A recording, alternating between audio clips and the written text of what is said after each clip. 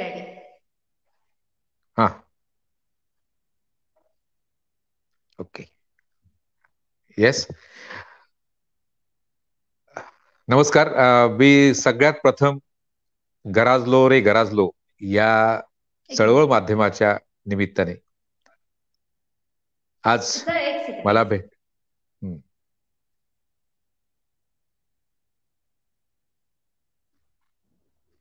श्री सोमेश्वर कलामंच निर्मित गराजलो रे गराजलो या नाटकाद्वारे जनजागृती करतानाच आपण कोकणी माणसाला कोकणाचे महत्व अधिक समजावे आणि कोकणवासियांनी जागृत राहावे यासाठी कोकणाच्या हिताचे 15 मुद्दे घेऊन चळवळ सुरू केली आणि त्याच माध्यमातून आपण लाईव्ह मुलाखत चर्चासत्र घेत आहोत. या चर्चासत्रामध्ये आपल्या भेटीला येत असतात कोकणातील अशा व्यक्ती ज्यांनी अगदी शून्यातून विश्व निर्माण केले आहे. मी बिंदिया मोहिते आजच्या आपल्या चर्चासत्राच्या 159व्या पुष्पात तुम्हा सर्व रसिक प्रेक्षकांचे सहर्ष स्वागत करते. आज आपल्या सोबत जे पाहुणे म्हणून लाभले आहेत ते एक अप्रतिम असं त्यांचं स्वतःचं असं व्यक्तिमत्व आहे आणि एक अष्टपैलू असे कलाकार आहेत. तर स्वागत करूया माननीय श्री अभयकुमार खडपकर सर यांचं. नमस्कार सर. आजच्या नमस्कार. लाईव्ह मुलाखत चर्चासत्रामध्ये तुमचं सहर्ष स्वागत. हो, नमस्कार. सोमेश्वर कलामंच निर्मित या गराजलो रे गराजलो या चळवळीला त्याचप्रमाणे आज माझ्या मुलाखतीच्या निमित्ताने संवाद साधू इच्छिणाऱ्या सगळ्या रसिकांना नटराज नटेश्वराच्या चरणी आणि देवी शारदेच्या चरणी मी एक अभिवादन करून सगळ्यांना शुभेच्छा देतो. मकर संक्रांत नुकतीच झालीये, त्यामुळे शुभेच्छांनीच सुरुवात करूया. नक्कीच नक्कीच सर. आणि त्यासोबतच अर्थात थोडासा माझ्याकडे इश्यू प्रॉब्लेम झाल्यामुळे आपण थोडं लेट मुलाखत सुरू करतोय त्याबद्दल मी माझ्याकडून खरंच पुन्हा एकदा दिलगिरी व्यक्त करते. आणि वेळ न दवडता आज आपण खरं तर सरांकडून सरांची पूर्ण लाईव्ह जर्नी आज जाणून घेणार आहोत.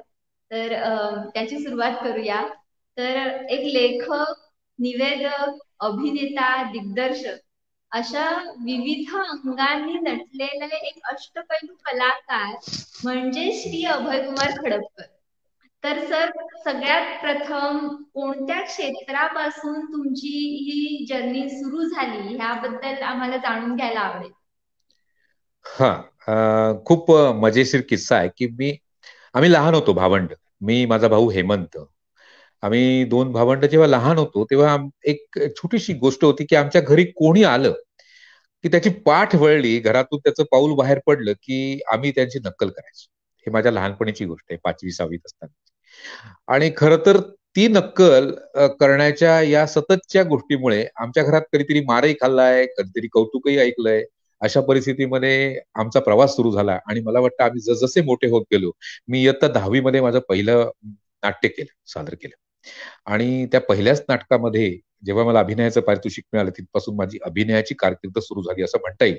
परंतु त्याच दरम्याने मी स्वतः उत्कृष्ट निबंध लेखक होतो. त्यामुळे लेखनाची आणि अभिनयाची कारकीर्द माझी एका वेळी सुरू झाली विद्यार्थी दशेमध्ये इयत्ता 10वी असं मला म्हणता येईल. आणि याचं कारण माझ्या घरामध्ये माझी आई ही उत्कृष्ट अभिनेत्री होती असं मला वाटतं. कारण तिने कधी स्टेजवर मंचावर अभिनय केला नाही तरी तिचं सततचं वागणं, बोलणं, चालणं आणि एखाद्याचं हुबहू चित्र उभं करणं हे तिचं जे होतं ते तिच्याकडनं माझ्याकडे आलंय. आणि माझे आजोबा जे होते कैलासवासी साबाजी तेंडुलकर, तर ते सुद्धा एक शाहीर होते, उत्तम पोवाडे गाणारे होते. आणि त्यामुळे मला वाटतं ही देणगी आम्हाला लाभली आणि लहानपणापासून अभिनयाची सुरुवात झाली आणि सोबतीने लेखनाची सुरुवात झाली. मी विशेषतः लेखन केलंय तर ललित लेखन. त्यामुळे मी विचार मांडण्याचा प्रयत्न करतो माझ्या लेखनात. मी विशेषतः समाजाला सकारात्मक विचारांची देण देण्याचा माझा प्रयत्न असतो आणि त्या दृष्टीने माझं लेखन राहिलेलं आहे असं मी सांगेन.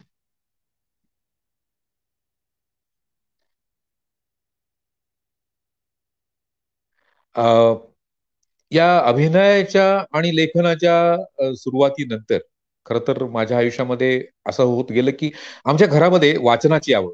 म्हणजे वाचन मंदिरच होतं ना घर. म्हणजे मी, माझा भाऊ, माझी आई आणि माझी बहीण आम्ही चौघजण रात्री उशिरापर्यंत वाचन करायचो. रात्री 2-2 वाजेपर्यंत आम्ही वाचत असायचो. आणि त्यामध्ये आमची नकळत एकमेकांसाठी वाचनाची स्पर्धा असायची. कितीतरी लेखक वाचले. जे कुलकर्णी वाचले, पु ल देशपांडे, जयवंत दळवी, मधु मंगेश कर्णिक, रत्नाकर मतकरी, नाटकं वाचली, सगळ्या प्रकारचं साहित्य, अबकडक, इस्त्रीम, जत्रा, आवाज, अशासारखी, किर्लोस्कर यासारखे दिवाळी अंकांचं वाचन असायचं, असंख्य पुस्तकांचं वाचन असायचं. आणि त्यामुळे आमची शब्दसंपदाने आम्ही समृद्ध होत गेलो. म्हणजे हे माझ्या आईची देण आहे. आणि त्यामुळे झालं असं की जेव्हा शब्दांचं भांडार माझ्याकडे खूप झालं, तेव्हा नकळतपणे मंचावर जाताना, अभिनयासाठी जाताना किंवा कुठल्याही कार्यक्रमासाठी जाताना माझी भीती नाहीशी झाली. कारण आपल्या ओठांवर जे शब्द यायला पाहिजे ते माझ्या पोतडीत कुठं ना कुठे दडलेले असायचे, ते पडदिशी बाहेर. त्यामुळे हळूहळू माझा कल या निवेदनाकडे, आणि मी एक उत्कृष्ट सूत्रसंचालक म्हणून जिल्ह्यामध्ये नाव कमावलं असं माझे मित्र म्हणतात. मी स्वतः म्हणणं हे चुकीचं आहे. आणि त्यासाठी मी स्वतः म्हणणं खरंच चुकीचं आहे. पण लोक गेली कित्येक वर्ष माझ्या जादुई सूत्रसंचालनाची जादू माझ्या या सगळ्या प्रवासामध्ये, माझा स्वतःचा ऑर्केस्ट्रा निर्मिती केली मी. एक मराठीचा संगीत दर्जेदार कार्यक्रम मी करायचो. खूप वर्ष तेही केलं मी. सगळे मंत्री, जे जे मंत्री, म्हणजे अगदी मला आवर्जून एक मुद्दाम उल्लेख करतो की आदरणीय नारायण राणे हे ज्यावेळी मुख्यमंत्री झाले महाराष्ट्राचे, तेव्हा देखील त्यांचा सगळ्यात भरगच्च या जिल्ह्यातला सर्वात मोठा कार्यक्रम देखील मीच सूत्रसंचालित केला होता. आणि दुसरी गोष्ट अशी होती की त्याच वेळी मी आकाशवाणीच्या माझ्या कॉलेज कारकिर्दीमध्ये, कॉलेजच्या जीवनामध्ये मी एकाच वेळी बऱ्याच गोष्टी करत होतो. मी LICचा एजंट होतो, GICचा एजंट होतो, त्यामुळे बोलावं लागायचं. मी सूत्रसंचालक होतो. मी वर्तमानपत्रामध्ये पत्रकारिता केली, दैनिक तरुण भारतमध्ये, सकाळमध्ये, सागर म्हणून एक परत हे होतं, पेपर होता त्यामध्ये. आणि त्या सगळ्यांमुळे मला वाटतं की माझ्यातल्या व्यक्तिमत्वाची किंवा या सगळ्या कलाक्षेत्राची जडणघडण होत गेली, असं मला वाटतं. मला आवर्जून सांगायला आवडेल की बोला. मला सांगायला आवडेल की सूत्रसंचालक म्हणून मी, मला आठवतं की अमीन सायानीच्या प्रेमात, तबस्सुमच्या प्रेमात होतो, चंद्रशेखर गाडगिळांच्या प्रेमात. आणि त्यामुळे मी जेव्हा त्यांचा मधुर आवाज माझ्या कानावर पडायचा, त्यांची ती खूप उत्तम अशी शैली मी ऐकायचो, तेव्हा मला कधीतरी असं वाटायचं, मी स्वतःला कधीतरी असं बघायचो की अरे माझ्या आवाजात मध्ये मी कधी लोकांशी संवाद साधणार आहे की नाही. आणि नकळत त्याचा परिणाम म्हणून मला ही संधी मिळत गेली आणि असंख्य कार्यक्रम मी केले. महाराष्ट्राच्या बॉर्डर सोडून गोवा, कर्नाटक, कारवार, त्याच्यानंतर अशा अनेक भागामध्ये मला काम करायची संधी मिळाली, स्टेज गाजवायची संधी मिळाली. याशिवाय तुम्ही उल्लेख, बोला मॅडम. सर, नाही म्हटलं, खरंच म्हणजे अनेक क्षेत्रांमध्ये तुम्ही कार्यरत आहात आणि नक्कीच तुमची जर्नी सुद्धा खूप सुंदर आहे. म्हणजे सुरुवात सुद्धा खूप छान झालेली आहे. तर सर, खरं तर गेली किती वर्ष तुम्ही यामध्ये कार्यरत आहात आणि त्यासोबतच या क्षेत्रात कार्यरत असताना आलेला एखादा अनुभव तुम्ही आमच्यासोबत शेअर करावा अशी मी विनंती करेन. आता अनुभव वेगवेगळ्या क्षेत्रातले वेगवेगळे सांगता येतील असे आहेत. आता मी म्हटलं त्याप्रमाणे माझं चौथं क्षेत्र तुम्ही उल्लेखित केलंय ते दिग्दर्शनाचं, पण तिथे मी फार असा रमलेलो नाही. मी उत्कृष्ट दिग्दर्शक नाही, मी तुम्हाला नम्रपणे सांगेन. परंतु मी दिग्दर्शक माझ्यात थोडासा लपलेला आहे, हे मी तुम्हाला अगदी नम्रपणे सांगेन. मी चेस नावाची अतुल पेठे लिखित एकांकिका पहिल्यांदा दिग्दर्शित केली होती, जी अवघड होती. त्यानंतर शक्कल किंवा कलंदर किंवा अशा बऱ्याच, मी महाविद्यालयीन विद्यार्थ्यांच्या एकांकिका बसवायचो, काही नाटकांसाठी सहदिग्दर्शक म्हणून मी काम करायचो. कारण मूलतः एक सशक्त अभिनेता हा अर्धा दिग्दर्शक असतो. अर्धा अशासाठी की तो पूर्णतः दिग्दर्शन करू शकत नाही, परंतु तो उत्तम दिग्दर्शनाची जाण असलेला माणूस असतो. आणि त्या भावनेने मी काही प्रयोग दिग्दर्शनाचे केले, त्यामध्ये मला यश मिळालं नाही असं नाही. अनुभव रोमांचकारी बरेच आहे. त्यामध्ये आवर्जून मला उल्लेख करावासा वाटतो तो माझ्या चित्रपटाची कारकीर्द कशी सुरू झाली, हा अतिशय उत्कंठावर्धक प्रवास आहे. त्याही पेक्षा मी नाटकाचा अनुभव तुम्हाला आधी सांगतो. आम्ही औरंगाबादच्या आसपास कुठेतरी एका ठिकाणी प्रयोगाला होतो, मला वाटतं मी परभणीत होतो. आणि तिथे आम्ही प्रल्हाद जाधवांची एक एकांकिका करत होतो. ती एकांकिका 2 पात्री. त्या एकांकिकेमध्ये मदारी आणि त्याचा बाबू नावाचा सहाय्यक किंवा त्याचं ते अस्वल हे यांच्या भूमिका होत्या. आणि त्यामध्ये तो मदारी एक काळी जादू करतो आणि त्या काळ्या जादूमध्ये माझा तडफडून मृत्यू होतो, त्या बाबूचा मृत्यू होतो. असा एक सीन होता. आणि या सीनमध्ये आम्ही इतकी खोल घुसायचो, की इतका जबरदस्त अभिनय करायचो, की त्या अभिनयाने त्यावेळी त्या थिएटरमध्ये प्रेक्षागृहात बसलेली एक महिला मूर्छित होऊन पडली. तिने माझी जी तडफड स्टेजवरची पाहिली होती, त्यामुळे तिला मूर्छा आली होती. आमचा प्रयोग थांबवण्यात आला. परीक्षकांनी आम्हाला थांबायला सांगितलं. त्यानंतर आम्हाला पाठीमागे कळलं, की त्या बाईचा असा हे झाला, प्रसंग झाला. त्यामुळे मग मला कळेना, की नेमकं काय कारण एवढं काय आपल्या ह्याच्यामध्ये होतं. तेव्हा त्यांनी सांगितलं, की त्या बाईच्या पतीचा मृत्यू हा अपघाती झाला होता आणि त्या पतीला तिने रस्त्यावर तडफडताना ज्या पद्धतीने पाहिलेलं होतं, तितकी भयानकता त्या आमच्या प्रसंगामध्ये होती. आणि त्यानंतर या आमच्या यशस्वी प्रयोगानंतर प्राध्यापक लक्ष्मणराव देशपांडे सरांना भेटायचा योग आला. ते आमचे चाहते होते. कितीतरी वर्ष ते आम्हाला आमच्या संपर्कात होते. वारंवार आम्हाला मार्गदर्शन करायचे, आमच्या कलेवर प्रेम करायचे. असे प्रसंग आयुष्यात येतात, की मी वारकऱ्याचा एका एकांकिकेमध्ये छोटा रोल होता. खूप अगदी माझी 3 किंवा 4 मिनिटाची भूमिका असायची. पण प्रयोग संपला, की मला बघायला लोक यायचे, नमस्कार करायचे, पायांवर डोकं ठेवायचे. मला गलबलून यायचं. मला ते सहन व्हायचं नाही. असे असंख्य प्रकार बऱ्याचशा अभिनेत्यांच्या बाबतीत ते घडतात. हे काही अटळ आहे. म्हणजे ज्यांचा सशक्त अभिनयाकडे ओढा आहे, त्यांना हे त्यांच्या वाट्याला येतं. मी एका चित्रपटात काम करतानाचे असे 2 अनुभव आहेत. ते मी तुमच्याशी नंतर शेअर करेन. चित्रपटापर्यंत आपण आलो. नक्कीच नक्कीच. नाही खरंच सर, म्हणजे आपण जे काही काम करतोय ते कुठेतरी प्रेक्षकांना इतकं जास्त कनेक्ट होतंय. म्हणजे हं, यावरूनच खरं तर सगळ्या प्रेक्षकांना, आम्हाला पण प्रचिती येते की तुम्ही किती मनापासून या क्षेत्रामध्ये काम करत आहात. तर सर, हं, आता आपण खरं तर तुम्ही एक प्रसंग नाटकातला पण सांगितला. तर सर, हं, आपण कोणत्या अशा म्हणजे कोणत्या नाटकाचे प्रथम दिग्दर्शन केलं आहे आणि दिग्दर्शन कसं करावं याबाबत तुम्ही हं, आता जे नवोदित दिग्दर्शनामध्ये दिग्दर्शक येऊ इच्छितात त्यांना तुम्ही कशा प्रकारे हं. मार्गदर्शन करा? मी स्वतः पूर्णतः दिग्दर्शक नाहीये, मी तुम्हाला मान्य केलंय. पण मी आता एक एकांकिका बसवतो. म्हणजे दिग्दर्शन करायला मला मुभा आहे. कारण मी दिग्दर्शक आहे, माझ्यामध्ये आहे असं लोकांचं म्हणणं आहे. पण मी स्वतःला दिग्दर्शक समजत नाही. मग तू का करतोस असं कदाचित तुम्ही तर मला दिग्दर्शक होण्याकडे वाटचाल करायची. मी चेस नावाची एकांकिका अतुल पेटेंची पहिली दिग्दर्शित केली होती, मगाशी सांगितल्याप्रमाणे. परंतु मला सांगायला आवडेल, की दिग्दर्शक कसे असावेत किंवा नवोदितांना मी मार्गदर्शन करण्या एवढा मोठा नाही नक्की. परंतु मी सांगू इच्छितो, की मी वेगवेगळ्या पद्धतीचे दिग्दर्शक आहेत. की काही दिग्दर्शक असे असतात, की त्याचे प्रकार सांगतो. साधारणतः 4 प्रकारांमध्ये दिग्दर्शक मी अनुभवले माझ्या आयुष्यामध्ये. त्याच्यामधले काही दिग्दर्शक असे असतात, की जे कॅल्क्युलेटेड असतात. ते तुमच्या मंचाचा आकार, त्याच्यावर तुमची पावलं 13 पावलानंतर तुम्ही जाऊन थांबायचंय. तुम्ही त्या समोरच्या आर्टिस्टकडे या कोनात वळून बघायचंय, तिथून तुम्ही बोलायचं आहे. तुमचा संवाद मला असाच अभिप्रेत आहे. तुम्ही मंचावरच्या या गोष्टींचा वापर यावेळी करायचा आहे, तो याच वेळेत करायचा आहे. अशाच पद्धतीने करायचा आहे. अशा प्रकारची सूचना असलेली किंवा अशा प्रकारचा अँगल असलेली माणसं मला दिग्दर्शक म्हणून भेटली.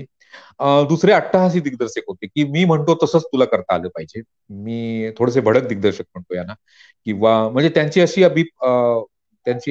अशी इच्छा असते, की अ, तंतोतंत त्यांना जसं पाहिजे तसं तुम्ही सादरीकरण केलं पाहिजे. आणि त्यासाठी मग ते लाईट्स किंवा गिमिक्स वापरण्यामध्ये किंवा या प्रकारचा थोडासा भडक वापर करण्याची त्यांचा कल असतो त्या गोष्टीकडे. आणि अभिनेत्याला जर ते येत नसेल तर एखाद्या मारकुट्या शिक्षकाप्रमाणे अस्त्र वापरणारी लोक मी पाहिलेली आहेत. तिसऱ्या पद्धतीचे दिग्दर्शक मी पाहिले ते सिनेमॅटिक दिग्दर्शक मी त्यांना म्हणतो, की चित्रशैली किंवा फ्रेम जी म्हणतो आपण फ्रेम बांधणं दृश्याची. हा. म्हणजे त्या घटनेला एका फ्रेममध्ये बांधणं, चौकटीमध्ये बांधणं नाट्यशास्त्राच्या. हम्म. हा प्रकार जे हम्म. करतात त्यांची एक सिनेमॅटिक पद्धत असते. म्हणजे ते दिसताना दृश्य तुम्हाला खूप असं भावतं, खूप क्लोज वाटतं, रिअल जवळचं वाटतं. असल्यासारखं, आपण हां. अनुभवत असल्यासारखं. हां, मग त्याची शरीर भाषा, त्यांची नेत्रपल्लव विशेषतः डोळ्यांची भाषा, तुमची बॉडी लँग्वेज यावरचा त्यांचा एक विशेष अभ्यास असतो आणि अशा फ्रेममध्ये काम करणारे दिग्दर्शक मी पाहिलेले आहेत, वेगळ्या पद्धतीने त्याला आयाम देणारे.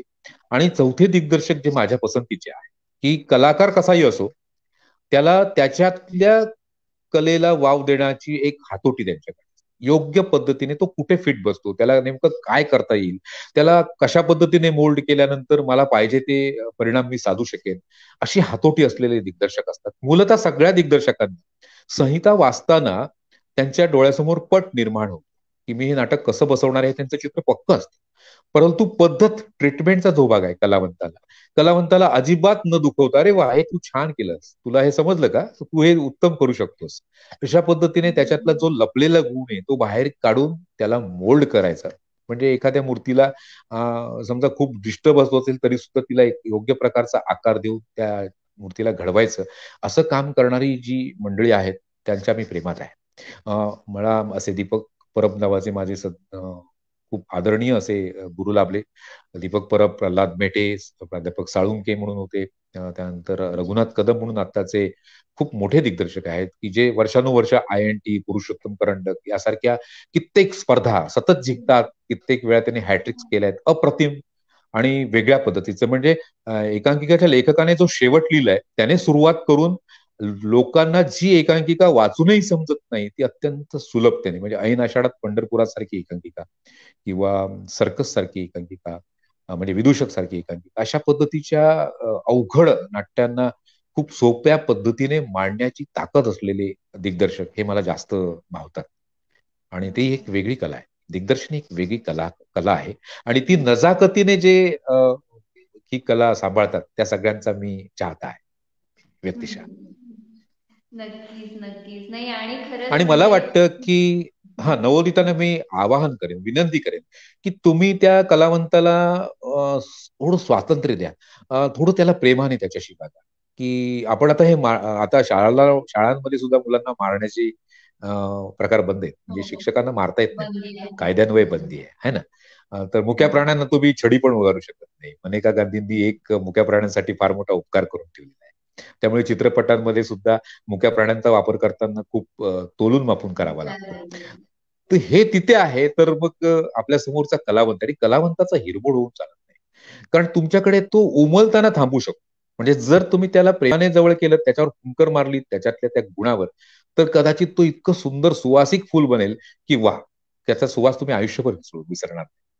परंतु जर तुम्ही त्याला दंडेलशाहीने वागवलं किंवा मी हवं तसं म्हणतो तसंच आलंच पाहिजे, मग असं जर त्याच्यावर अट्टहास केला, तर एखाद्या मुलाला बिघडवण्याचं जसं काम करतो तसंच काम आपण करू असं मला वाटतं. आणि ही आणि संवेदनशीलता आणि सहृदयता हवी दिग्दर्शकाकडे. हो, नक्कीच. आणि मग त्यामधूनच म्हणजे कलाकारामध्ये खरं तर कुठेतरी गुण तो दडलेला असतो, तो हम्म, दिग्दर्शकाने अगदी योग्य पद्धतीने वेचला आणि हम्म, त्याच्यावरती जर काम केलं तर नक्कीच आपल्याला चांगले कलाकार सुद्धा, ऍक्ट्रेस सुद्धा चांगले मिळतील जर दिग्दर्शक तसा हो हो, पद्धतीने हँडल नक्की नक्की. करणार असेल. आणि खरंच तुम्ही हम्म, खरंच खूप छान मार्गदर्शन केलं आणि नक्कीच या हम्म, मार्गदर्शनाचा उपयोग आपले पुढे जे नवीन नवोदित दिग्दर्शक बनू इच्छितात त्यांना नक्कीच हम्म, त्याचा फायदा होईल. कारण का कसं होतं, आपल्या इंडस्ट्रीमध्ये मोस्टली म्हणजे सगळे तयारच असतात खरं तर, हम्म, फक्त त्यांना हम्म, हम्म, कुठेतरी एक म्हणतो ना आपण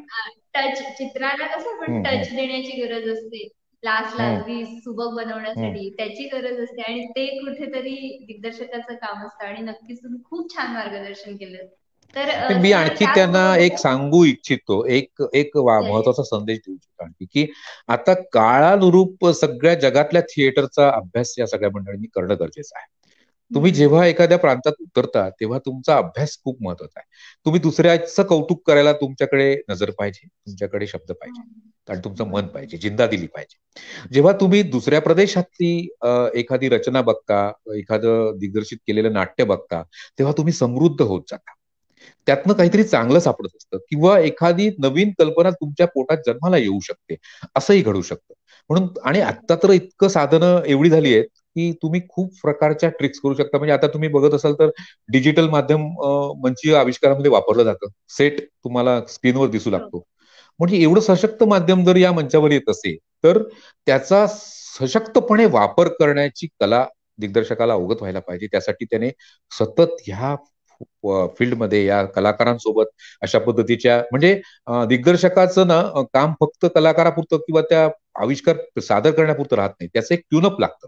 ते ट्युनिंग कुणाबरोबर पाहिजे, तर मग नेपथ्यकार असेल, तो म्युझिक डिरेक्टर असेल, तो इवन वेशभूषाकार असेल, तो मेकअप मन असेल, तर मला त्या मेकअपची का गरज आहे, त्याचा मी काय परिणाम करणार आहे, इतक्या छोट्या छोट्या गोष्टींपर्यंत. आणि अगदी म्हणजे मी म्हणतो ना, शिडी लावून वरती स्पॉटवर चढणाऱ्या मुलापर्यंत त्याचं लक्ष असेल, तर तो दिग्दर्शक खूप समृद्धपणे या भूमीला रंगभूमीला समृद्ध करू शकतो आणखी, नक्कीच असं सर, वाटतं. खूप खूप छान मार्गदर्शन केलं. तर सर, आपण बागेश्री थिएटर या संस्थेची हा. स्थापना केली आहे. तर सर, आपल्या या संस्थेचं ध्येय आणि धोरणांविषयी आम्हाला जाणून घ्यायला नक्कीच आवडेल. या निमित्ताने मला माझ्या चांगल्या जुन्या माझ्यातून निघून गेलेल्या लोकांचा आणि माझ्यासोबत आज नसलेल्या परंतु दूरवर असलेल्या माणसांचा देखील उल्लेख करता येतो. बागेश्री थिएटरची स्थापना मी कॉलेजमध्ये असताना 84 मध्ये आम्ही वसंतराव आचरेकर सांस्कृतिक प्रतिष्ठान या कणकवलीमधल्या एका नामवंत संस्थेकडनं नाथपई एकांकिका स्पर्धा आयोजित केल्या जातात, ज्या राज्यभरामध्ये आणि राज्याच्या सीमा ओलांडून पलीकडे प्रचंड प्रसिद्ध आहे. आज जवळपास कालच्या ह्या डिसेंबर महिन्यात झाल्या 25 ते 31 डिसेंबरच्या दरम्यान, तेव्हा त्यामध्ये 45 संघांनी सहभाग घेतला होता. मी तिथे सेक्रेटरी म्हणून पण काम केलंय काही वर्ष. मी तिथे झाडू मारण्यापासून शेवटचा कलावंत म्हणून बाहेर पडेपर्यंत तिथे होतो. त्यांचे संस्कार आमच्या बालमनावर झाले खूप उत्तम, आणि त्यांच्याकडे येणारे प्रायोगिक एकांकिका आणि त्यांच्याकडचे नाट्य महोत्सव यातनं आम्ही खूप काही शिकायला. म्हणजे नसरुद्दीन शाह साहेबांना आम्ही तिथे बघतो. खूपच मान्यवर माणसं, अनेक दिग्गज दिग्दर्शक, लेखक, अभिनेते आणि या सगळ्यांना म्हणजे उपेंद्र लिंबे, देवेंद्र पेम, या सगळ्या माणसांना मी तिथे पाहिलं. आणि या सगळ्यांना जेव्हा जवळून पाहिलं तेव्हा, म्हणजे आताची राधिका आपटे, तिला मी या मंचावर पाहिलं. म्हणजे अशा लोकांना जेव्हा आपण तुम्ही जवळून पाहता, नामवंत दिग्दर्शकांचं काम बघता आणि त्यातही प्रायोगिक एकांकिका बघता, त्यामध्ये आपण समृद्ध होत जातो. आणि आमची बघण्याची दृष्टी किंवा विचारांची दृष्टी त्या दृष्टीने समृद्ध करण्याचं काम या एकांकिका स्पर्धेने बीव्ही थिएटर्स कुडाळ सारख्या किंवा कलावलय सारख्या, वेंगुर्ला सारख्या किंवा नाट्यदर्शन सावंतवाडी जिल्ह्यातल्या अशा संस्था, इथे मुळात आमच्या कोकणामध्ये दशावतार ही फार मोठी ती प्रायोगिक रंगभूमीचा आविष्कार शेकडो वर्षांपूर्वी, 800 वर्षांपेक्षा जुनी परंपरा असलेली ही प्रायोगिक रंगभूमी आहे दशावतार. आणि त्या भूमीतला मी कलावंत असल्यामुळे हे सगळं मी लहानपणापासून बघत आल्यामुळे आमचे विचार आणि या प्रायोगिक रंगभूमीच्या दृष्टीने पडले. मी बागेश्री थिएटर्सची स्थापना करण्यामागे कारण हे होतं की मी अशा एकांकिका पाहिल्या आणि मला उर्मी मिळाली की काहीतरी करायला हवं. आपण तरुण आहोत, कॉलेजमध्ये आहोत, जर ही मुलं येऊन इथे करतात मुंबई पुण्यातली, तर आपण का नाही, ही भावना होती. आणि माझा भाऊ हेमंत कुमार खडपकर, जो स्वर्गवासी झाला 1992 मध्ये ऐन उमेदीत वयाच्या 22व्या वर्षी पावला. नंदोकिशोर पित्रे, माझा आणखी एक भाऊ असलेला माझा मित्र, ही दोघं आणि मोहना जोगळेकर या नावाची माझी मोहना प्रभुदेसाई, आताची जोगळेकर जी अमेरिकेत आहे आता, या मंडळींच्या सोबत आम्ही हे बागेश्री थिएटरची स्थापना 1984 मध्ये केली. त्यानंतर मी कित्येक एकांकिका केल्या, परंतु माझ्या बागेश्री थिएटरच्या या रंगभूमी स्थापनेच्या वेळी माझा उद्देश हाच होता की इथल्या जिल्ह्यातल्या लोकांनी आपल्या पायावर उभं राहून प्रयोग करायला हवे. मुंबई पुण्याचे प्रयोग बघत राहण्यात अर्थ नाहीये, तुम्ही स्वतः कृतिशील व्हायला. आणि म्हणून हा मंच स्थापन झाला. त्यावेळी फक्त नाटक, ते पण सशक्त विचार देणारं नाटक, प्रबोधन करणारं नाटक आणि प्रायोगिक रंगभूमीशी जोडलं जाईल अशा पद्धतीचं नाटक करायची इच्छा बाळगून आम्ही पहिल्यांदा केली. ती एकांकिका प्रायोगिक मध्ये मोडणारी नव्हती. अबोल झाली सतार नावाची पुरुषोत्तम दानवेकरांची एकांकिका आम्ही केली होती.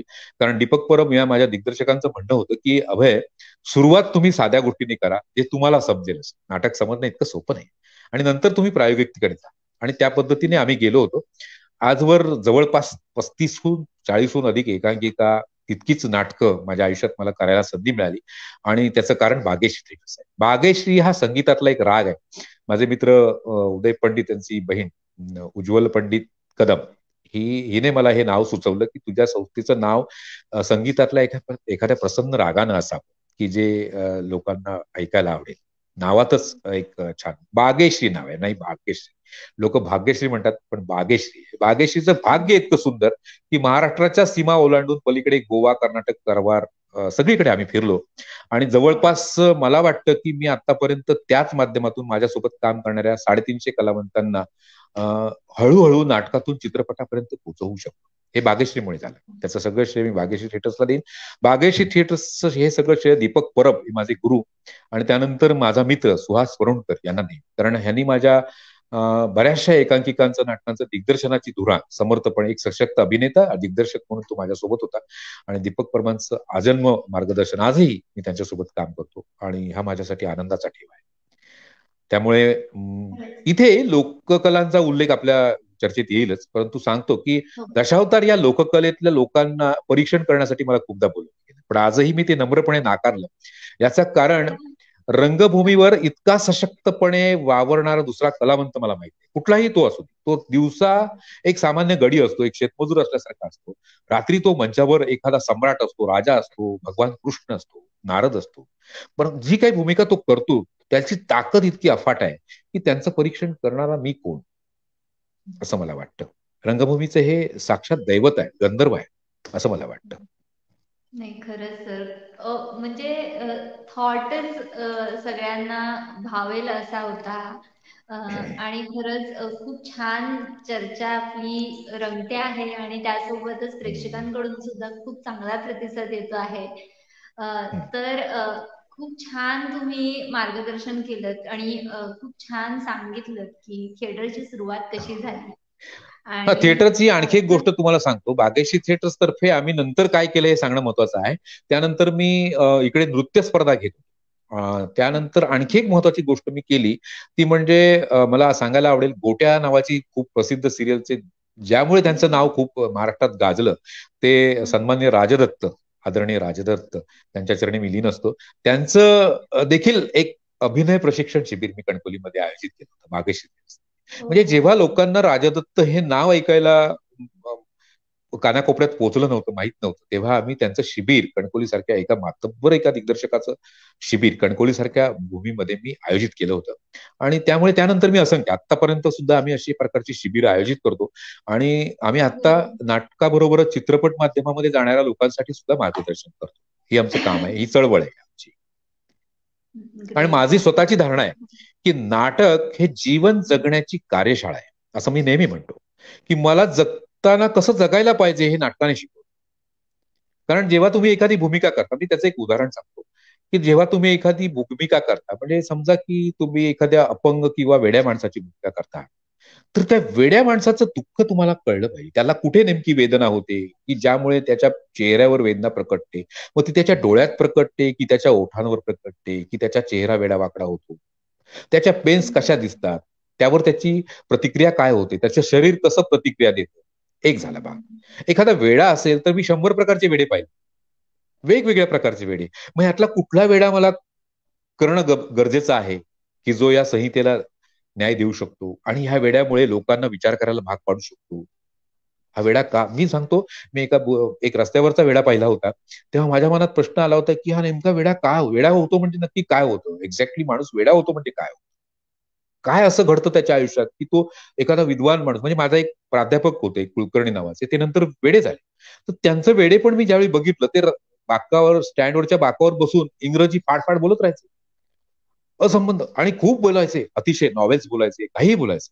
तर मला प्रश्न पडला की एवढा विद्वान माणूस वेडा झाला म्हणजे नक्की काय झालं याच्या आयुष्यात, असा कोणता कडेलोट झाला.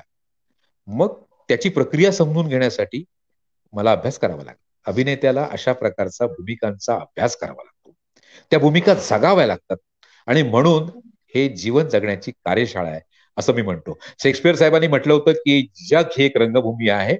मी असं म्हणतो तुम्हा सगळ्या रसिकांना की रंगभूमी हे एक फार मोठं जग आहे. तुम्ही आत या, जगभराच्या ह्या साहित्य संपदेला तुम्ही स्पर्श करा, वेगवेगळ्या प्रकारच्या भूमीमधने आलेली नाटकं पहा. तिथे तुम्हाला सगळ्या, म्हणजे आपलं महाभारत रामायण हे दुसरं तिसरं काय नाहीये, हे सगळं इथे सुद्धा आहे. आणि म्हणून रंगभूमी ही एक जग आहे असं माझं स्वतःचं म्हणणं आहे. या जगाच्या रंगमंचावर एखादा पाऊल टाका, तुम्हाला हे जग खूप आनंद देईल असं मी म्हणतो. नक्कीच नक्कीच, खरंच सर खूप छान मार्गदर्शन तुम्ही करत आहात.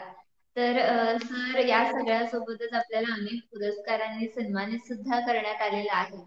तर आपल्या स्मरणात राहणारा असा एखादा पुरस्कार आमच्यासोबत शेअर करायला तुम्हाला आवडला तर आम्हाला नक्कीच हा, जाणून घ्यायला आवडेल. नक्की. मी पहिला चित्रपट केला, त्याचं नाव होतं भूक. त्याच्या दोन महत्वाच्या गोष्टी सांगतो. कोल्हापूरच्या अंबाबाईच्या कृपेने मला हा चित्रपट मिळाला. मिळाला कसा त्याची गंमत सांगतो आणि मग पुढचं सांगतो. चित्रपट मिळाला कारण मी एसटीच्या नाट्य स्पर्धेत भाग घ्यायचो. 25-30 वर्ष मी नाटकं केली आणि त्या स्पर्धेत मी अभिनेता म्हणून बऱ्याचदा प्रथम पारितोषिक मिळवली. हे महत्वाचं नाहीये. महत्वाचं काय आहे की माझे साडू नंदकुमार पाटील ह्या माझ्या बरोबरचे सहकलाकार, त्यांची चित्रपट क्षेत्रात 22 वर्षांहून अधिक काम केल्याचा अनुभव होता. तर ते आपल्या दिग्दर्शक मित्रांना, कलाकार मित्रांना नाटकं बघायला बोलतात. अरे एसटीचं नाटक आहे माझं, ये बघा. मग ते यायचे. कोल्हापूरला माझी 3 नाटकं बघितलेले एक सुप्रसिद्ध दिग्दर्शक प्रमोद शिंदे यांनी माझी नाटकं पाहिली होती.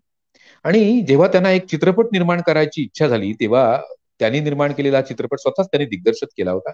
सयाजी शिंदे किंवा नाना पाटेकर या अभिनेत्यांची नावं त्यांच्या डोळ्यासमोर होती. परंतु हे दोन्ही अभिनेते त्यांना आर्थिकदृष्ट्या किंवा त्यांच्या उपलब्धतेनुसार मिळाले नाहीत. तेव्हा त्यांनी तिसरा चेहरा त्यांच्या समोर आला होता, तो माझा. आता हे काय माझं भाग्य आहे बघ. नाटकात काम करणारा मी एक साधा माणूस. त्यांनी माझ्यावर विश्वास टाकला, माझ्यावर जुगार लावला थोडक्यात, आणि मला त्यांनी बोलवून घेतलं कोल्हापूरला आणि त्या चित्रपटातली मध्यवर्ती भूमिका तुला करायची आहे. आणि त्यासाठी त्यांनी किती प्रयत्न केला ते सांगतो. त्यांना माझं नाव माहित नव्हतं. त्यांनी माझं स्केच काढलं आणि त्या नंदू पाटलांना पाठवलं की हा मुलगा तुझ्या नाटकात काम करतो, तो मला पाहिजे. स्केचवरनं माझी ओळख शोधली गेली. भूक नावाचा चित्रपट केला. त्यावेळच्या ऑस्करसाठी भारतातून शिफारस झालेल्या चित्रपटांमध्ये शेवटच्या 4थ्या क्रमांकावरचा तो चित्रपट होता, याचा मला अभिमान आहे.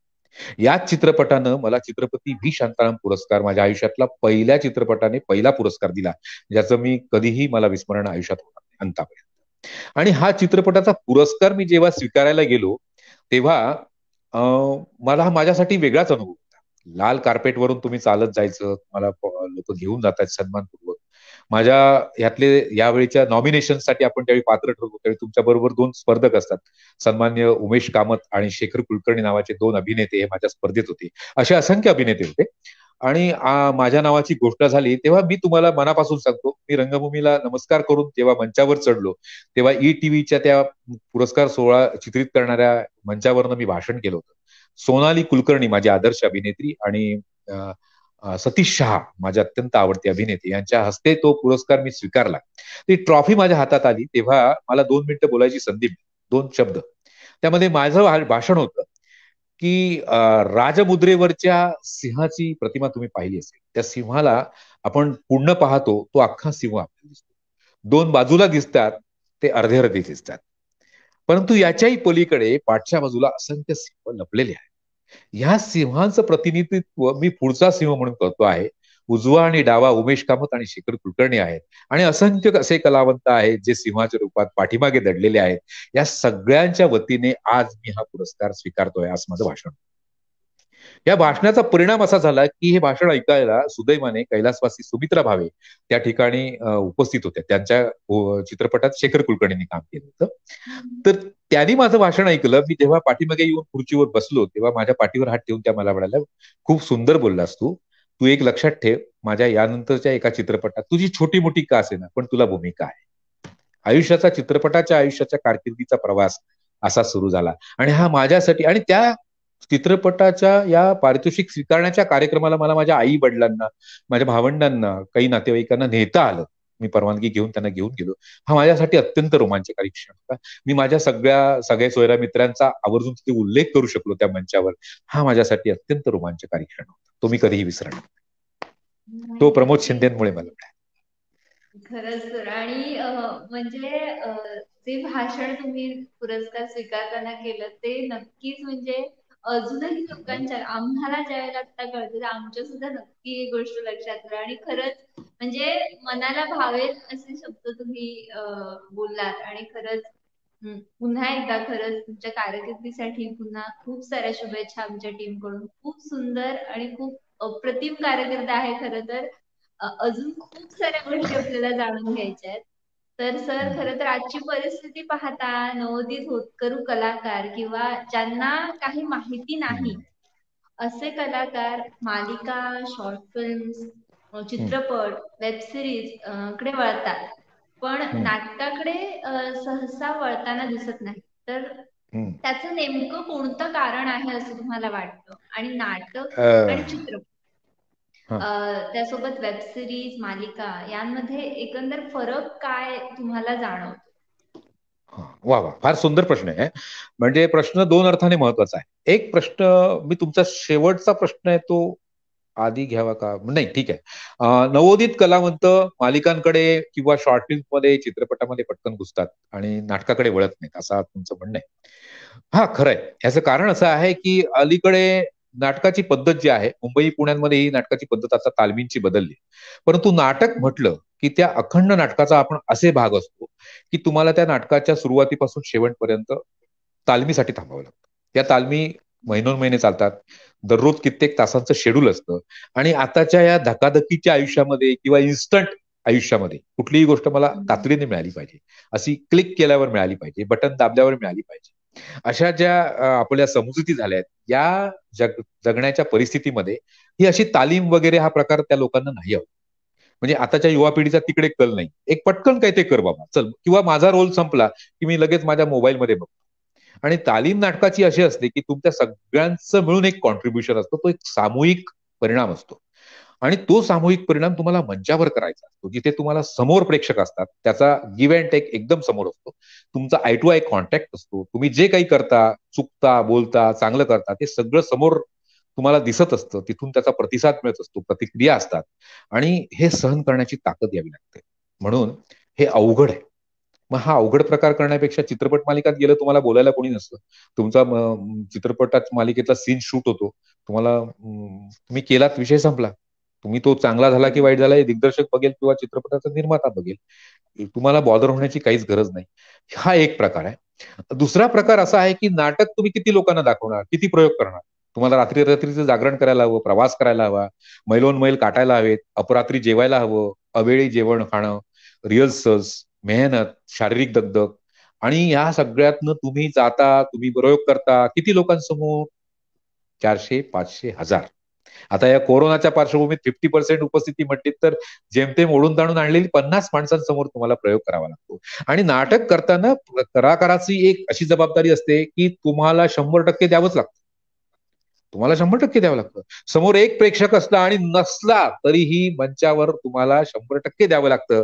याचं कारण रंगदेवतेसाठी तुम्ही प्रयोग करत असता, तुम्ही स्वतःसाठी प्रयोग करत असता. रसिकासाठी करताच करता, परंतु तुम्ही स्वतःसाठी प्रयोग करत असता, रंगदेवतेसाठी करत असता. आणि म्हणून हे 100% द्यावं लागतं. हे पण एक ओझं आहे. अशी तेवढी तयारी लागते. तुमचं मन आणि शरीर खंबीर लागतं. तिसरी महत्वाची गोष्ट अशी आहे की यातनं मिळणारा पैसा हा सुद्धा विचारात घेतला जातो. नाटकांचे प्रयोग व्हायला पाहिजे, त्याला आश्रय मिळाला पाहिजे, तर प्रयोग होणार. तो त्या तुलनेत ते कमी होतात.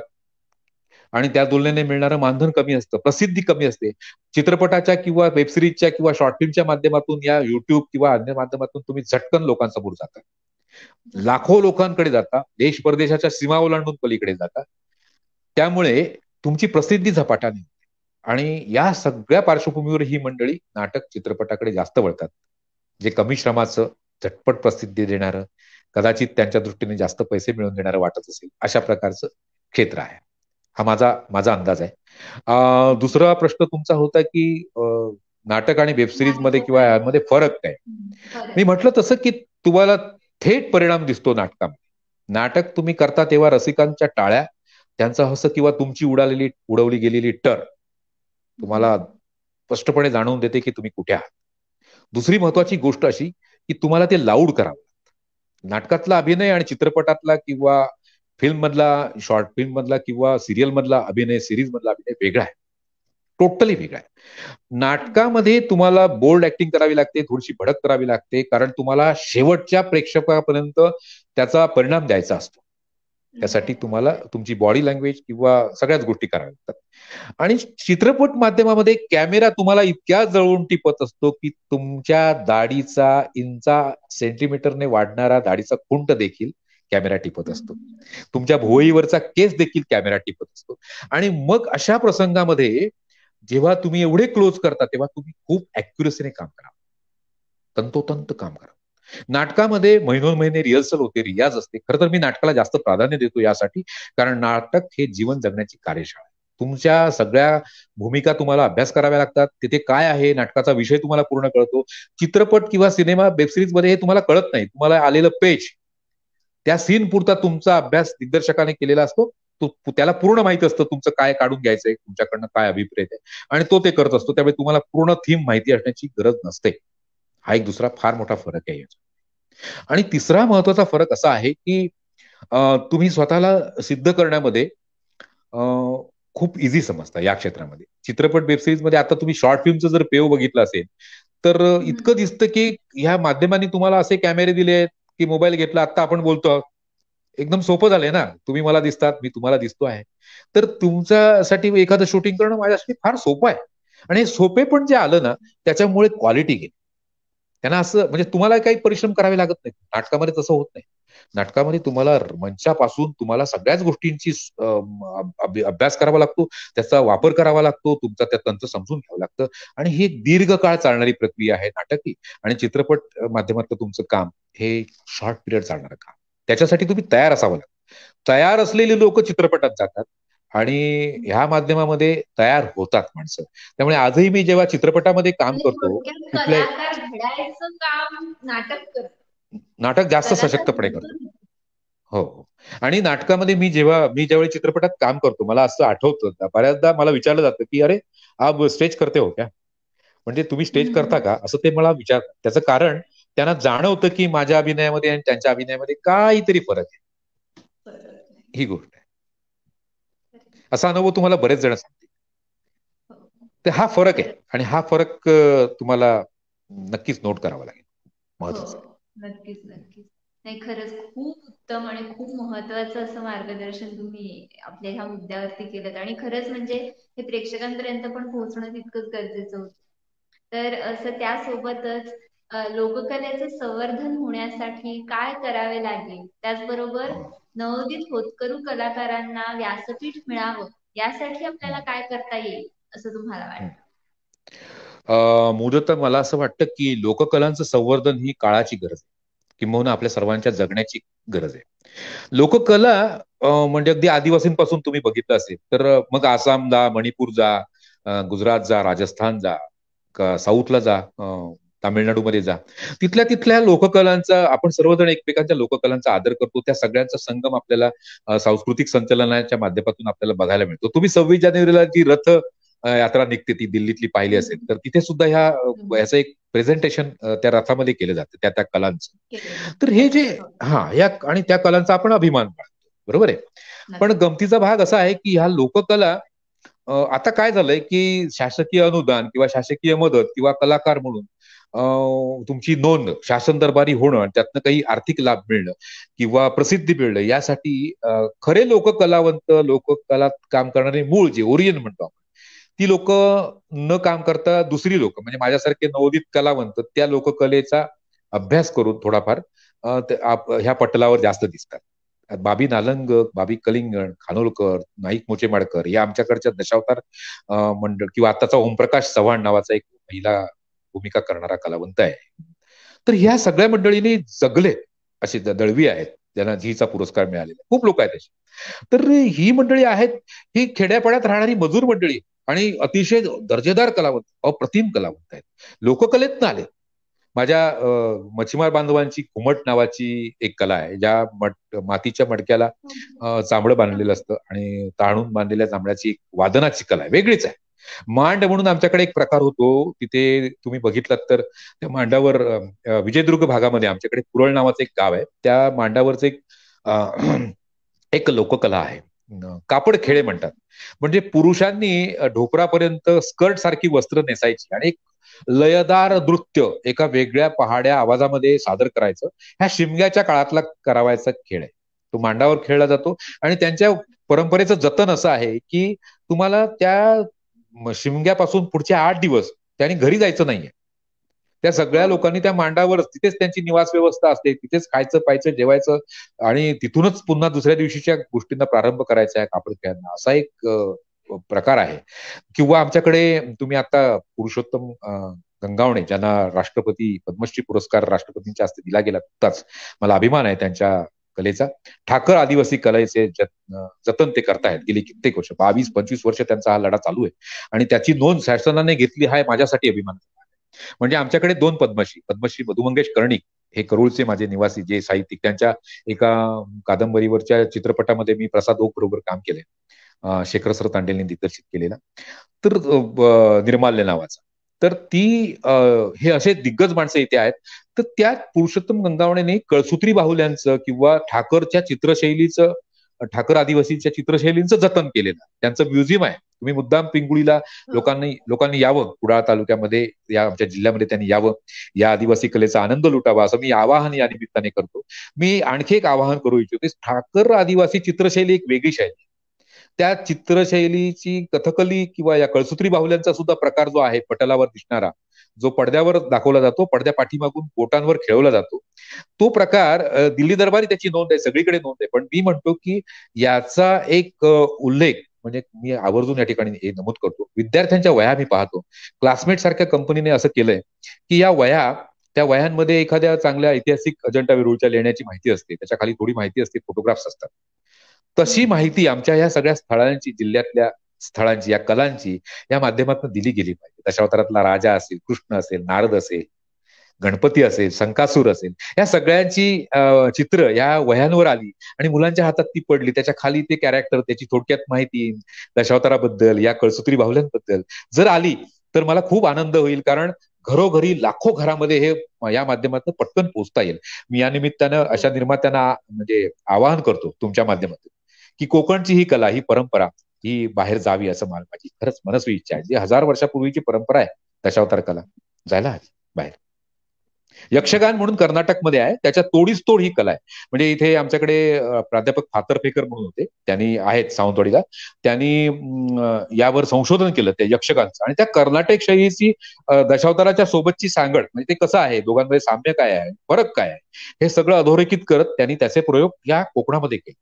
असं एक आदान प्रदान होते आणि तुम्ही कलेचा, आविष्काराचा आनंद घेऊ शकता, असं मला वाटतं. नक्कीच नक्कीच सर. आणि आपली लोककला ही आपली संपत्ती आहे, रिअल संपत्ती आपली ही आहे. तर नक्कीच अशा लोककलांचं संवर्धन झालंच पाहिजे. आणि अर्थात ते आपल्यासारखेच कलाकार, आपल्यासारखीच कोकणातली माणसं ते करू शकतात. तर नक्कीच सर, खूप छान मार्गदर्शन तुम्ही केलं.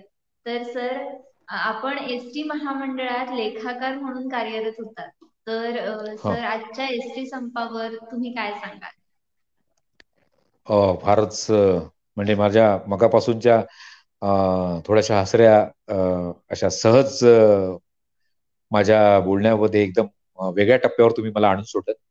मी याविषयी खूप भावुक आहे. मी राज्य परिवहन महामंडळामध्ये 35 वर्षाची जवळपास सेवा बजावून निवृत्त झालो 31 ऑगस्ट. पण मी खेदाने सांगू इच्छितो की आज जे संप ज्या पद्धतीने हाताळलं जातोय ती अत्यंत दुःखदायक आणि वेदना देणारी गोष्ट आहे. सामान्य प्रवाशाला बिलकुल माहित नाही, महामंडळाचा पूर्ण आवाका त्याला बिलकुल माहित नाही. हे महामंडळ नावाला महामंडळ, घटनेने सरकारच्या 51% शेअर्सवर हे महामंडळ अस्तित्वात आले. पण या महामंडळाचा गेल्या 15 वर्षातला जर आढावा तुम्ही घेतलात तर तुमच्या असं लक्षात येईल की महामंडळ जी आता सगळी महामंडळ आहेत, त्या सगळ्या महामंडळाच्या माध्यमातून राज्यकर्ते हे उत्तम प्रकारे आपली सामान्य जनतेची लूट करत असतात. हे माझं धाडसी विधान ठरेल, परंतु तुम्ही त्याचा नीट अभ्यास केलात तर तुमच्या ते प्रचिती त्याची येईल. आत्ताचा संप अशा टोकाला आहे की 72हून अधिक कर्मचाऱ्यांच्या मृत्यूला म्हणजे हुतात्म्य प्राप्त झाले.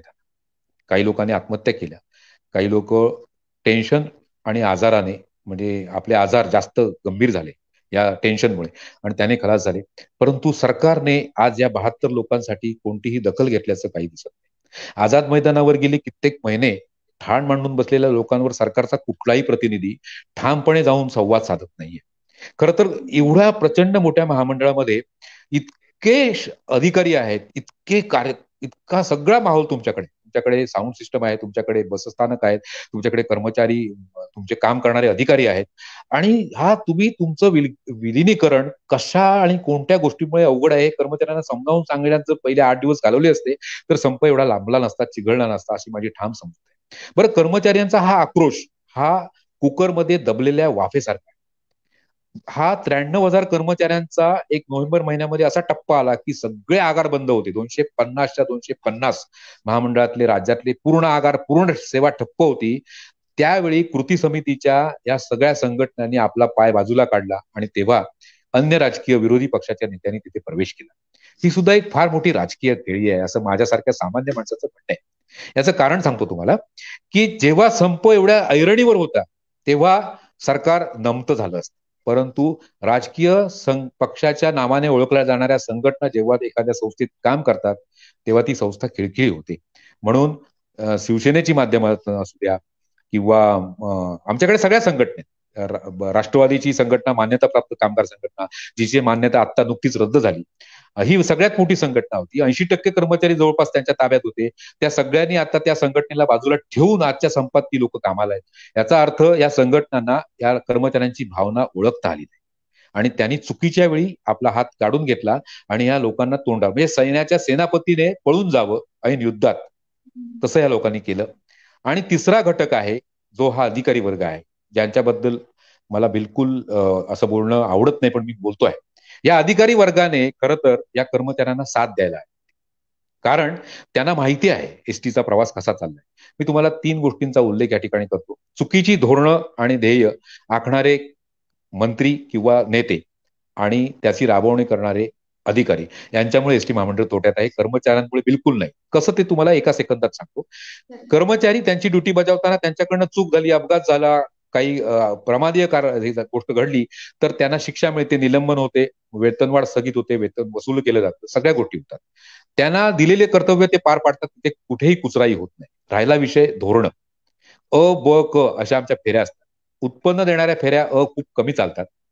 क आणि ब ह्या चालणाऱ्या ज्या कमी उत्पन्नाच्या किंवा कॉस्ट टू कॉस्ट चालणाऱ्या ह्या फेऱ्या जिल्हा परिषद सदस्य, ग्रामपंचायत सदस्य, स्थानिक नेते मंडळी, कुठला तरी सरपंच यांच्या माध्यमातून चालवल्या जातात. त्यांचा होल्ड आहे आणि त्यामुळे महामंडळ फायद्यात येणं अवघड आहे. आणि या सगळ्या फेऱ्या त्यांच्या आग्रहाखातर तोट्याच्या चालल्यानंतर कर्मचाऱ्यांचा काहीच दोष नाही आणि कर्मचाऱ्यांच्या कित्येक पिढ्या यामध्ये बर्बाद झाल्या. तुम्हाला बँकेत गेलात तर कर्ज देखील मिळत नाही कारण तुमचं वेतन कमी आहे. 12-14 हजाराच्या पगाराची स्लिप बघितल्यानंतर तुम्ही आमच्या ह्याच्यात बसतच नाही पतमध्ये, असं बँक म्हणते. आणि ही शल्य आहे आणि हा सगळा उद्रेक बाहेर पडला कारण आताची लोक हुशार आहेत. पण त्याही पलीकडे मी म्हणेन की मी मागच्या माझ्या 3 एपिसोड मी यावर केले, एक युट्यूब चॅनलवर केला, 2 मी फेसबुक लाईव्हला आलो होतो. तेव्हा मी म्हटलं होतं की न्यायालयाचा सन्मान आणि जनतेचा आदर राखत आपण संप मागे घ्यावा असं मला वाटतं आणि मागे घेऊन कार्यरत व्हा आणि न्यायालयीन लढाई ठोस मुद्द्यांवर लढा. एक ह्या महामंडळाला तोट्यात आणण्याची जी कारणं आहेत ती गेल्या जवळजवळ 10 वर्षातली आहेत. त्यामध्ये या सरकारच्या माध्यमातून किंवा आधीच्या सरकारच्या माध्यमातून 2 गोष्टी घडल्या. ब्रिक्स इंडिया सारख्या कंपनी, हुनिना सारखी कंपनी, या प्रायव्हेट कंपन्यांना ह्या सफाईचं कामगार कंत्राट दिलं गेलं, कपड्यांचं कंत्राट दिलं गेलं, गणवेशाचं कंत्राट दिलं गेलं, छपाईची कंत्राट बाहेर दिली गेली. आता रिसेंटली शिवशाही सारख्या बसेस ज्या महागड्या आणल्या ते आणणं गरजेचं होतं, पण टप्प्याटप्प्याने महामंडळाच्या स्तरावर जेवढ्या तुम्हाला प्रेस्टिजियस सर्व्हिस करता आल्या तेवढ्या करायला हव्या होत्या. बदल चांगला केला, परंतु तो असा केला की आवळा देऊन कोहळा काढला. असं मी का म्हणतो तर कर्मचाऱ्यांना पगार वाढवले गेले परंतु ते इतके तुटपुंजे की गेली कित्येक वर्ष वाढले नाहीत. वाढले त्याचा फरक फारसा त्यांच्या आयुष्यात पडला, अशी परिस्थिती झाली. आताची वाढ सुद्धा इतकी फसवी आहे की 35-30-25 वर्ष सर्व्हिस केली, ज्याने खरी सर्व्हिस केली त्याला ती वाढ 2,500 रुपयेच मिळते आणि त्यामुळे ते नाराज आहेत. ही वाढ फसवी आहे. आपल्याला पुढे कदाचित दारिद्र्य येईल याची जाणीव आहे आणि म्हणून गिरणी कामगारांसारखा आपला बळी जाऊ नये म्हणून ते लोक आता संप ताणून जातात की एकतर मला तुम्ही मारून टाका नाहीतर तुम्ही आमची व्यवस्था करा.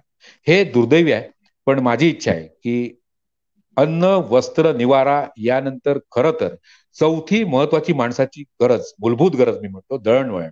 आणि ती राज्य परिवहन महामंडळाने इतकी वर्ष, 70 वर्ष अत्यंत समर्थपणे चालवली होती. आज या आधीच्या सरकारच्या माध्यमातून एक प्रवासी सुरक्षा निधी आकारला जातो, प्रत्येक तिकिटामागे 1 रुपया. आपण कोरोनाच्या आधी 65 लाख प्रवासी दररोज वाहून नेत होतो. 65 लाख रुपये रोज जमा होत होते. त्याचं योग्य नियोजन केलं ना तर महामंडळ, आणि माझी ठाम समजूत आहे, महामंडळ तोट्यात नाहीये, तुमची धोरणं तोट्यातली आहेत, म्हणून महामंडळ कागदोपत्री तोट्यात दिसत आहे. खरं आहे. आणि खरंच म्हणजे ह्या सगळ्या गोष्टी म्हणजे ह्या गोष्टी आपल्यासारख्या सामान्य माणसाला, आमच्यासारख्या सामान्य माणसाला माहित नसतात की ऍक्च्युअली काय चाललंय, कुठे प्रॉब्लेम आहे. आपल्याला एवढं कळत असतं की हे पुढे जाऊन आपल्या डेली लाईफ वरती इफेक्ट करणार आहे, पण त्यासाठी आपण काय करायला हवं आणि नक्की प्रॉब्लेम कुठे आहे हे कुणालाच माहित नसतं. आणि हे बरोबर. आपल्या माध्यमातून, तुमच्या माध्यमातून तुम्ही खरंच लोकांपर्यंत पोहोचवण्याचा आपण चांगला प्रयत्न केलाय.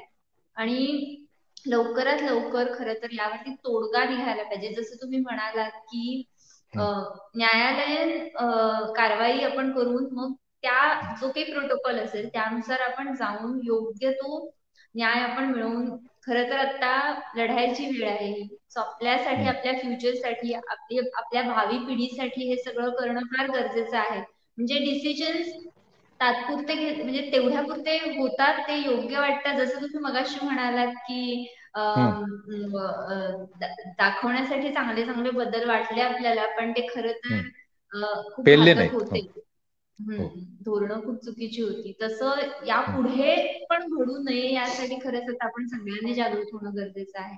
आपल्या सगळ्यांचा तर पाठिंबा आहेच, फक्त तो काय म्हणतात त्याला, त्या पाठिंबा अजून बळकट होऊन, शक्ती निर्माण होऊन योग्य तो न्याय सर्व कर्मचाऱ्यांना मिळावा हीच आपल्या सगळ्यांची इच्छा आहे. सर, थँक्यू सो मच की तुम्ही हा मुद्दा या चर्चासत्राच्या माध्यमातून लोकांपर्यंत, आपल्या जनतेपर्यंत पोहोचवतात. तर तुम्ही मला संधी दिली, येस तुम्ही चांगली संधी दिली, मला बरं वाटलं. कारण ह्या मुद्द्याला स्पर्श करणं म्हणजे तुम्ही जी चळवळ म्हणता त्या चळवळीचं हे द्योतक आहे की तुम्ही खूप चांगल्या संवेदनशील विषयावर मला बोलायला भाग पडले. मी खरं सांगू का, मी कर्मचाऱ्यांच्या बाजूने का आहे त्याचं सरळ सोपं कारण सांगतो की 72 लोक जेव्हा मृत्यू पावतात आणि तरीही लोक संपावर ठाम आहेत, म्हणजे आपलं लेकरू इतकं तर वेडं नाही ना.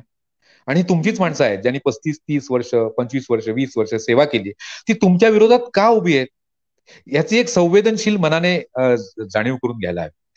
आणि त्याच मला फार दुःख होतं की अशी संवेदनशीलता सरकारकडनं दिसत नाही आहे या प्रकारात. त्यामुळे त्यावर ते बोलण्यात काहीच अर्थ नाही. म्हणजे मला असं वाटतं की आता या सगळ्या सेवानिवृत्त कर्मचाऱ्यांना पण मी म्हणतो की तुम्ही जागृती करा, लोकांना सांगा की हे कसं, आपण काय केलं, कशा परिस्थितीत आपलं. आता मी 235 रुपये पगारावर लागलो, मला त्याची खंत नाहीये, पण माझ्या मुलीला मी उत्तम शिक्षण देण्याची माझी पात्रता नाही. मी कलावंत आहे म्हणून तुम्ही माझ्याकडे मोठं बघतात, पण माझा आर्थिक स्तर जर बघायला आलात तर मी एसटी महामंडळातला लेखाकार आहे, त्याची परिस्थिती यथातथाच आहे.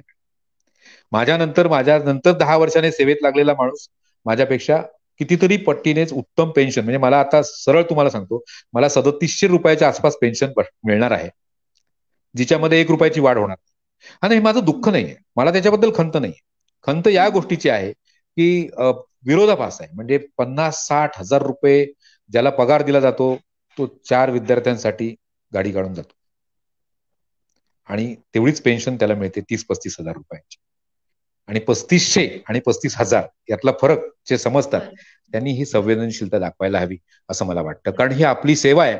महामंडळ ही जर अत्यावश्यक सेवा आहे तर त्या अत्यावश्यक सेवेला लाजिरवाणं वाटणारे पगार देण्याऐवजी त्यांना तितक्या सुविधा, खरं तर औद्योगिक कायदा असं म्हणतो की ह्या लोकांना, कामगारांना खूप सुविधा देणं गरजेचं आहे. त्या कायद्यांचं त्यांना त्यांची निवास व्यवस्था, त्यांची रेस्टरूम्स, त्यांचे यांत्रिकी रचना, त्यांच्या बसण्याच्या, तुम्ही बघितले असतील व्हिडिओ, बसण्याच्या सीट्स कशा असतात, काय असतात. आता खूप बदल झालेत, थोडेफार झालेत, आणि आता आग्रही आहेत लोक.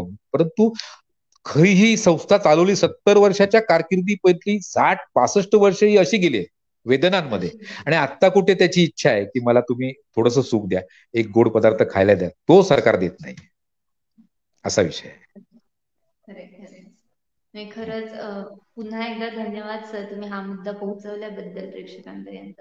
तर सर, जाता जाता, तर हम्म, श्री सोमेश्वर कलामंच सामाजिक संस्था निर्मित गराजलो रे गराजलो या नाटकाद्वारे जनजागृती करता करता आपण हम्म, प्रत्यक्षात 15 मुद्दे घेऊन हम्म. निस्वार्थीपणे गराजलो रे गराजलो ही चळवळ सुरू केली. हो, तर आपण या चळवळीविषयी काय सांगता? मला खूप आनंद वाटतो. मी दोन महत्वाच्या मुद्द्यांचा स्पर्श करतो की इथे आमच्याकडे कणकवलीमध्ये प्राध्यापक महेंद्र नाटेकर म्हणून एक गृहस्थ आहे. गेली कित्येक वर्ष कोकण हे स्वतंत्र राज्य हवं अशी त्यांची एक घोषणा आहे, मागणी. त्याचं अर्थकारण कसं आहे, कोकणाने काय दिलंय, महाराष्ट्र देशामध्ये कोकण का महत्वाचं आहे, अशा सगळ्या गोष्टींवर ते बोलतात. इथले विद्वत्ता, इथले तरुण, इथली रोजगार निर्मिती, इथे असलेल्या त्रुटी, या सगळ्यांवर त्यांचं भाष्य आहे आणि त्यांचं ते मागणं आहे. या सोमेश्वर कला मंचच्या माध्यमातून तुम्ही कोकणाविषयी इतकी जवळीक दाखवली आहे किंवा इतकी आत्मीयता दाखवली आहे की ती फार अभावाने आढळते. म्हणजे सगळ्यांना, मी प्रसाद गावडे नावाचा एक मुलगा आहे जो मेकॅनिकल इंजिनियर आहे, परंतु आपलं रान माणूस म्हणून तो एक चॅनल चालवतो युट्यूबवर, मुद्दाम बघा. किंवा इको फ्रेंडली काही चॅनल्स आता या कोकणच्या भूमीच्या रक्षणासाठी धडपडणाऱ्या माणसांपैकी प्रसाद मला खूप जवळचा वाटतो. त्याचे सगळे एपिसोड मी बघतो. इथल्या सगळ्या कोकणच्या भूमी असलेलं जे ऐश्वर आहे, हे म्हणजे कसं माहितीये का, कस्तुरी मृगासारखं आहे. कस्तुरी मृगाला माहित नसतं की जो सुगंध येतोय तो माझ्याच बेबीमध्ये. तद्वत आमच्या कोकणच्या माणसाचं झालं. तो इथे फ्लॅट्स बांधून मिळाले की तो जमीन विकून मोकळा होतो. 4 गुंठ्याच्या जमिनीमध्ये मला 2 फ्लॅट मिळाले, बस झाले, कारण मला बांधता येत नाही. तो ती जमीन विकतो काही लाखा आणि मग 2 फ्लॅट घेतो आणि छान कौलारू घर विकून तिथला निसर्ग नाहीसा करून ती झाडं पेडं, आजूबाजूचं सगळं रान, सगळं तिथल्या बाजूचा जपाळा ओढा, करून. तिथे ओढ्यामध्ये आता बांधकाम, सगळे बांधकाम व्यावसायिक कुठल्याही प्रकारचा विधिनिषेध न बाळगता केवळ पैसा हे धोरण ठेवून कोकणामध्ये जे बांधकाम चालू आहे, म्हणजे ते कोकण म्हणजे मी अगदी तुमच्या ठाणे पासून खाली म्हणतो, अलिबाग पासून मी रायगड, सिंधुदुर्ग, रत्नागिरी सगळा प्रांत, तो हे कोकण हे हिऱ्याचं कोंदण आहे. परंतु दुर्दैवाने आज बिल्डर लॉबीने आणि अविवेकी नेत्यांनी किंवा अविवेकी असंवेदनशील माणसांनी आपलाच रास आपल्या पायावर धोंडा मारून घेतल्यासारखा सुरू ठेवला. म्हणजे जमिनी विकणं, तुमचा जो जमिनी रक्षणाचा जो मुद्दा आहे तो मला या खूप महत्वाचा वाटतो. इथल्या जमिनी लोकांनी विकता नाही. इथल्या जमिनीतून तुम्ही काय पिकवू शकता, तुम्ही आता आधुनिकतेची कास घेतली पाहिजे. ज्ञानेश्वर बोडकेसारखा माणूस जर सांगत असेल 1 एकरामध्ये तुम्ही एवढी शेती करू शकता आणि तुम्ही स्वयंपूर्ण होऊ शकता, तर त्याचा अभ्यास केला पाहिजे, तिथे जायला हवं. आणि मी अशा काही संस्थांच्या आता संघटनामध्ये आहे किंवा त्यांच्यासोबत काम करू इच्छितोय, करतोय थोडंफार. गोपुरी आश्रम आप्पासाहेब पटवर्धनांच्या माध्यमातून विनोबा भावेंचे पाय ज्या आश्रमाला लागले, अशा आश्रमातल्या भूमीमध्ये मी राहतो. परमपूज्य भालचंद्र महाराजांच्या एका त्यागी माणसाच्या, संन्यासी माणसाच्या पदस्पर्शाने भूमीत मी राहतो, पावन झालेल्या भूमीमध्ये. त्यामुळे या ठिकाणी कर्तृत्ववान माणसं, बॅरिस्टरनाथ पै, मधुदंडवते यांच्या भूमीत मी राहतो.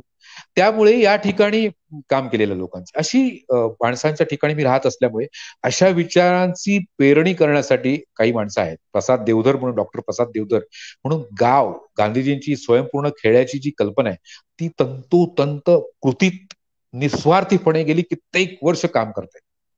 न बोलता न चालता मार्गदर्शन करतायत, समज देत आहेत. म्हणजे IPSC MPSCच्या एक्झामला बसणाऱ्या माणसांसाठी मार्गदर्शन करणारा मोठा माणूस डॉक्टर की सोडून हे नको ते उद्योग करतोय असं वाटेल.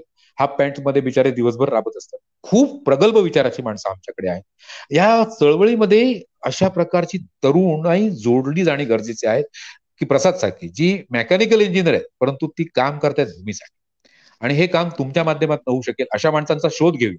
जेव्हा चिपीला विमानतळ उभा राहणार हे कळलं होतं, तेव्हा मी परुळे गावच्या डॉक्टर सामंतांना विनंती केली होती की इथल्या तरुणांना आत्ताच वैमानिक किंवा विमान सेवेच्या संदर्भाने जे जे प्रशिक्षण घेता येईल त्या त्या शिक्षणाची संधी शोधायला सांगा. या परुळे गावच्या स्थानिक लोकांना, इथल्या जमिनी ज्यांच्या या विकासासाठी गेलेल्या आहेत, त्या भूमिपुत्राला इथे न्याय मिळाला.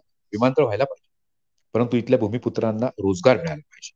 आणि त्यांनी त्यासाठी आटोकाट प्रयत्न केले. त्या डॉक्टर सामंतांचा पण मी आवर्जून इथे उल्लेख करेन. अशी माणसं आहेत.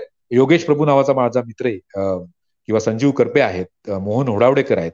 खूप माणसं आहेत की जिथल्या स्थानिक माणसांना सौंदर्याला बाधा न येता इथे इथल्या भूमीचं रक्षण कसं होईल, इथल्या तरुणांच्या विचारांचं रक्षण कसं होईल, कोकणी माणसांच्या शैलीचं रक्षण कसं होईल, इथल्या समुद्र किनाऱ्यांची देणगी आहे. मी सांगतो, गोव्यापेक्षा आपण कितीतरी नशीबवान आहोत. समजलं पाहिजे की आपल्याकडे काय, आपण किती ऐश्वर्या संपन्न आहोत हे कळत नाही. आणि त्यासाठी एक वेगळी चळवळ करायला हवी.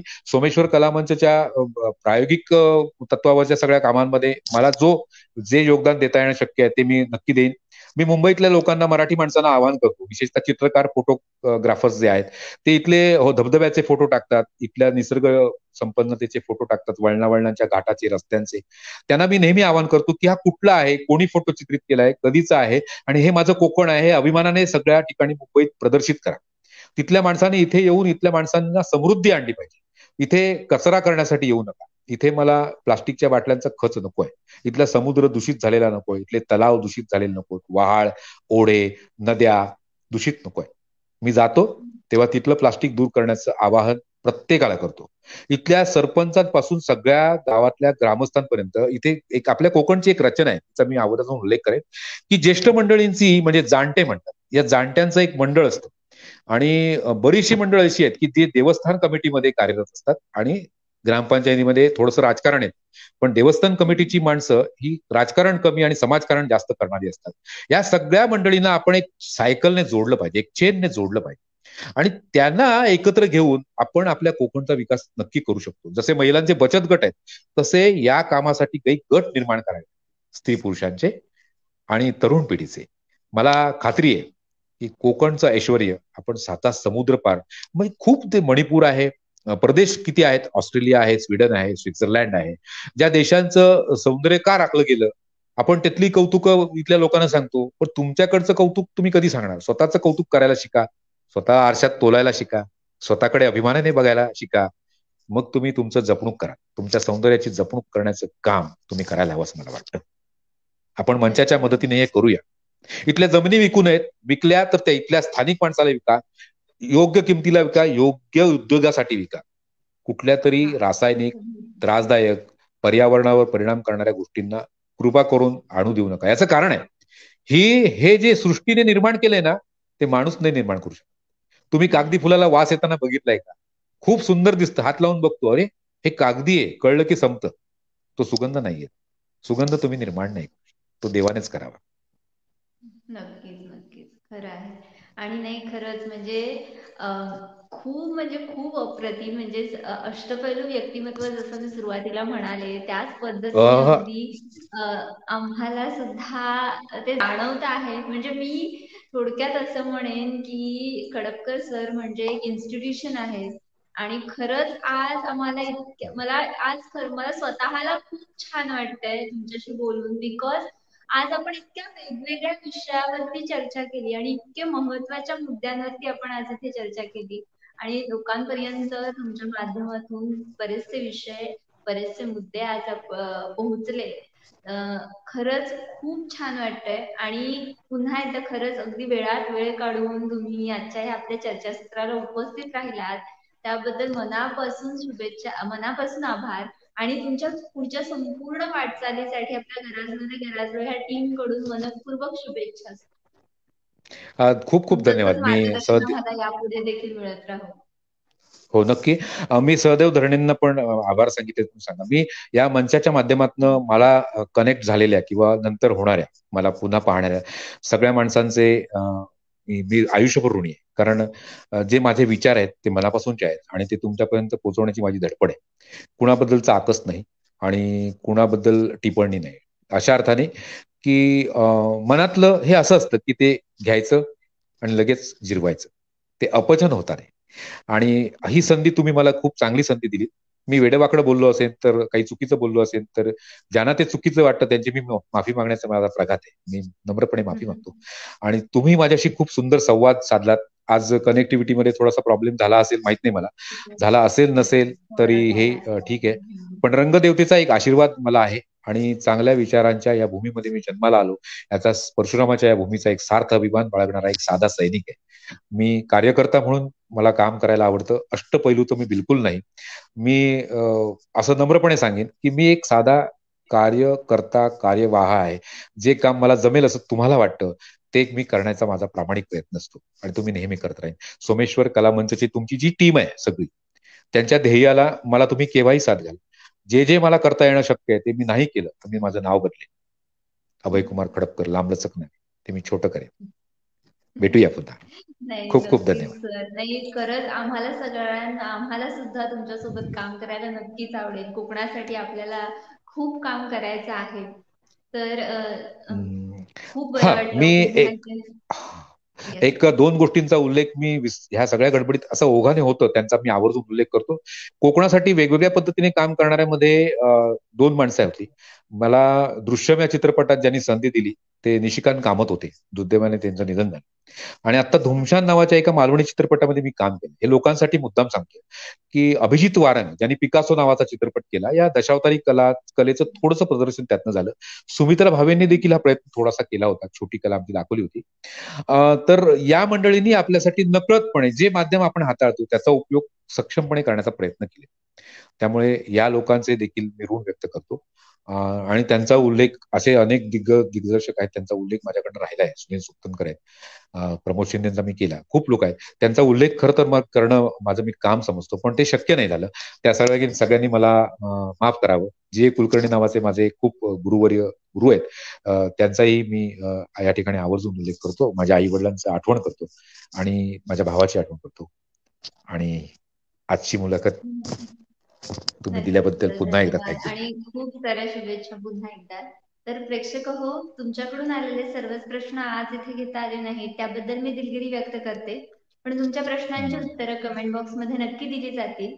आणि आता ह्या चळवळीचाच भाग म्हणून कोकणातील तिन्ही जिल्ह्यात कोणतीही जर समस्या असेल तर ती तुम्ही आमच्याकडे पुराव्यानिशी पाठवू शकता. दर गुड. शुक्रवारी संध्याकाळी 8 वाजता तरणे सर लाईव्ह येत असतात. नक्कीच आपण त्या मुद्द्यावरती त्या लाईव्ह चर्चासत्राच्या माध्यमातून आवाज उठवण्याचा प्रयत्न करू. आणि त्यासोबतच गराजलो रे गराजलो एक चळवळ हे युट्यूब चॅनल सुद्धा आपण सुरू केलेलं आहे. त्यामागे कुठला प्रसिद्धीचा हेतू नाही, तर ही चळवळ घराघरात पोहोचावी हाच एक उदात्त हेतू आहे. तर गराजलो रे गराजलो एक चळवळ हे युट्यूब चॅनल सुद्धा नक्की सबस्क्राईब करा आणि जास्तीत जास्त लोकांपर्यंत शेअर करा. तर आता पुन्हा भेटूया पुढील मुलाखत चर्चासत्रात अशाच एखाद्या प्रेरणादायी व्यक्तीसोबत आणि असाच एखादा नवीन मुद्दा घेऊन. तोपर्यंत धन्यवाद. धन्यवाद आणि शुभरात्री. धन्यवाद सर, पुन्हा एकदा धन्यवाद. लवकर भेटू पुन्हा. भेटूया. नक्की.